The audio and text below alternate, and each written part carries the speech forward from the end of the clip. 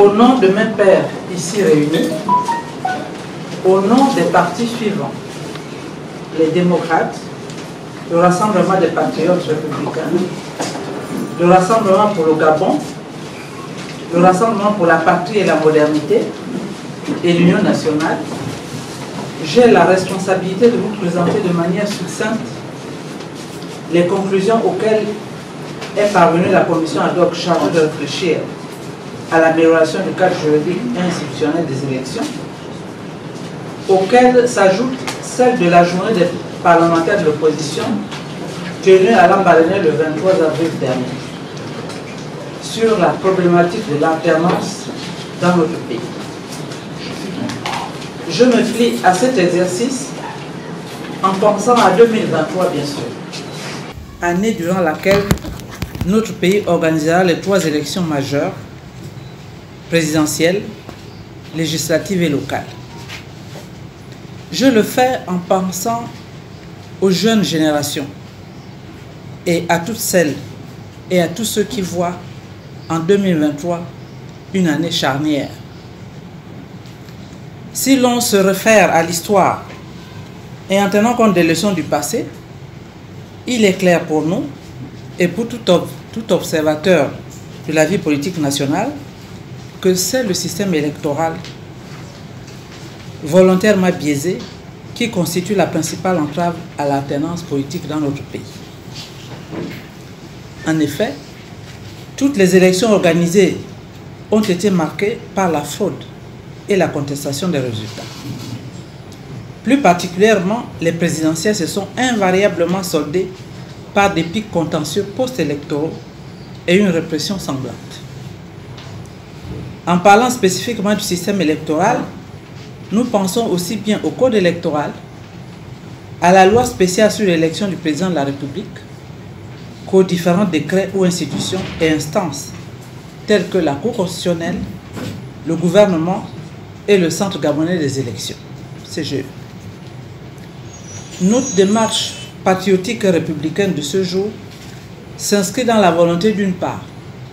d'éviter toute contestation électorale à venir et de mettre fin aux violences qui en résultent, se traduisant par de nombreuses pertes en vie humaine. C'est dans cet objectif que nos partis politiques respectifs ont entrepris de mettre en place une commission chargée de réfléchir sur les questions liées à la transparence électorale. C'est aussi pour répondre favorablement à l'appel lancé par Madame le Président de la Cour constitutionnelle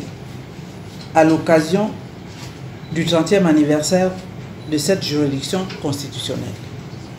à l'endroit des partis politiques, les invitant à formuler leurs propositions à l'effet d'améliorer le processus électoral. Un examen minutieux des textes électoraux nous révèle un certain nombre d'entraves à l'égalité des citoyens devant le scrutin et à la transparence électorale,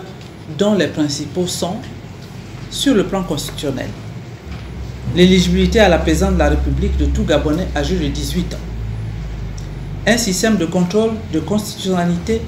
ne permettant pas la pleine conformité du cadre juridique avec les normes internationales, un déséquilibre de la Constitution en faveur de l'exécutif, principalement du président de la République. Sur le plan législatif, l'ordonnance numéro 15 PR 2021 du 13/09/2021 qui impose aux compatriotes jouissant pourtant de leurs droits civils et politiques un séjour continu d'au moins 6 mois chaque année au cours des 2 dernières années précédant l'élection en dehors des diplomates. Le caractère restrictif de la loi sur les réunions publiques en déphasage avec les normes internationales en la matière. Une loi électorale ne garantissant pas une égale représentation entre majorité et opposition dans les commissions électorales. L'absence d'un cadre juridique du financement des élections et du plafonnement des dépenses de campagne. Sur le plan réglementaire, le décret numéro 236 du 4 octobre 2018 fixant les modalités de convoyage, d'affichage et de consultation des procès-verbaux des opérations électorales qui a supprimé les articles 3, 4 et 5 qui faisaient de l'affichage devant les bureaux de vote une obligation et précisait par ailleurs les modalités de convoyage des urnes par l'ensemble des scrutateurs. Sur le plan factuel,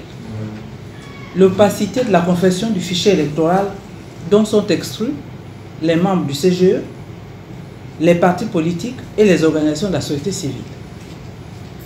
Le déséquilibre observé en période électorale favorable au président candidat qui, du fait de sa fonction et au mépris des règles d'éthique, utilise à son profit les moyens et services de l'État. Les violations répétées du principe d'égalité de traitement des candidats aux élections présidentielles, législatives et locales et sénatoriales, ainsi que les multiples entraves à l'opposition dans l'occupation des lieux publics pour l'organisation de leur meeting. L'absence des délais dans le processus de centralisation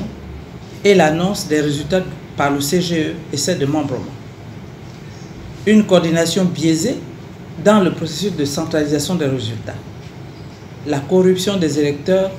par la distribution flagrante des biens de consommation courante pendant la campagne électorale et des sommes d'argent aux abords des centres de vote le jour du scrutin. L'opacité du contentieux pré- et post-électoral. Cette liste n'est pas exhaustive, mais face à tous ces dysfonctionnements, clarifier les rôles des acteurs, sécuriser les opérations de vote et de dépouillement, garantir la transparence du mécanisme de centralisation des résultats étaient les principales missions de la commission ad hoc que nous avons mise en place. Le rapport rendu par cette commission et le rapport de la journée des parlementaires sur l'entrave à l'expression démocratique,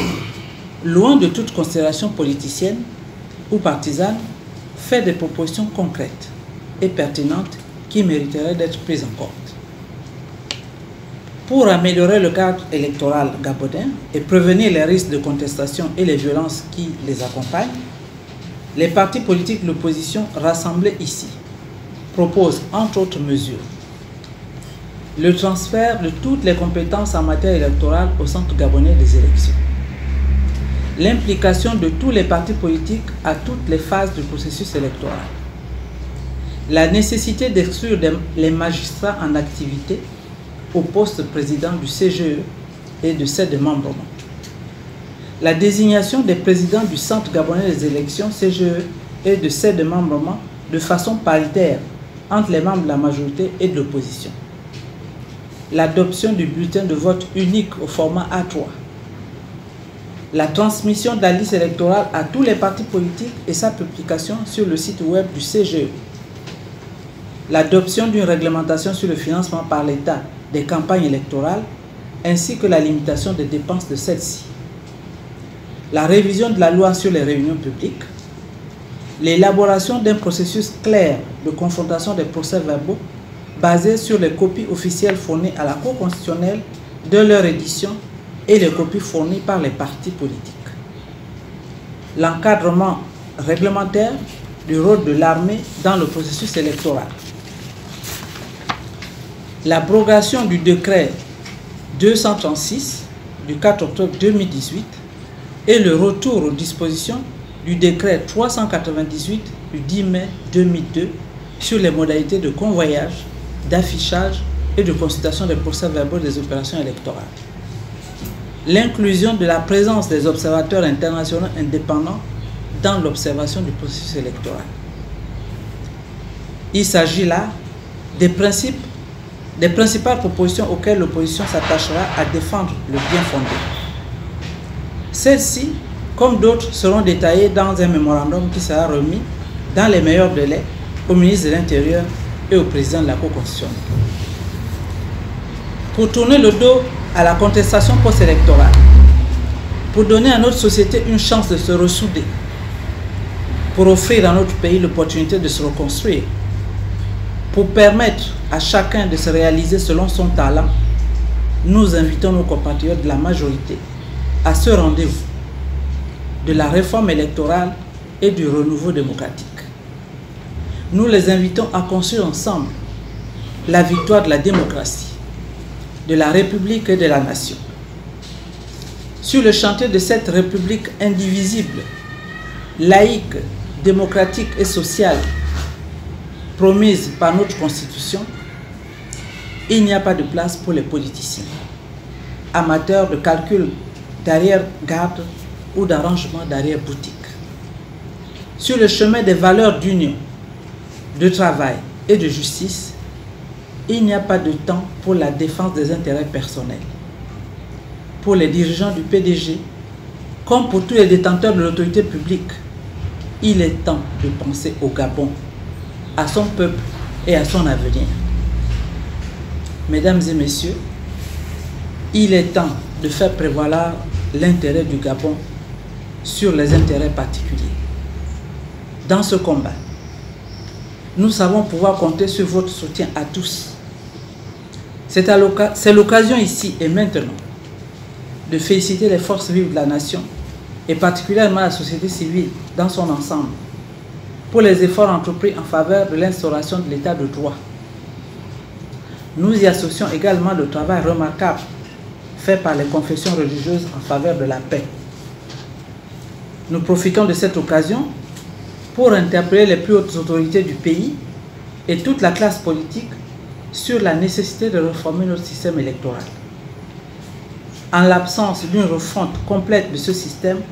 nous aurons du mal à sortir du cycle infernal des contestations des résultats des élections et des violences qui en découlent et qui endeuillent notre pays à chaque élection présidentielle depuis la restauration du multipartisme. Ici et devant vous, j'invite la majorité et les institutions à se joindre à nous dans le combat pour des élections apaisées. À l'endroit de ceux qui pensent comme nous et qui ne sont pas là, nous les convions ardemment à nous retrouver pour qu'ensemble, nous menions la main dans la main le processus d'édification du Gabon de demain. Vive la transparence électorale, vive la démocratie, pour que vive le Gabon éternel. Je vous remercie.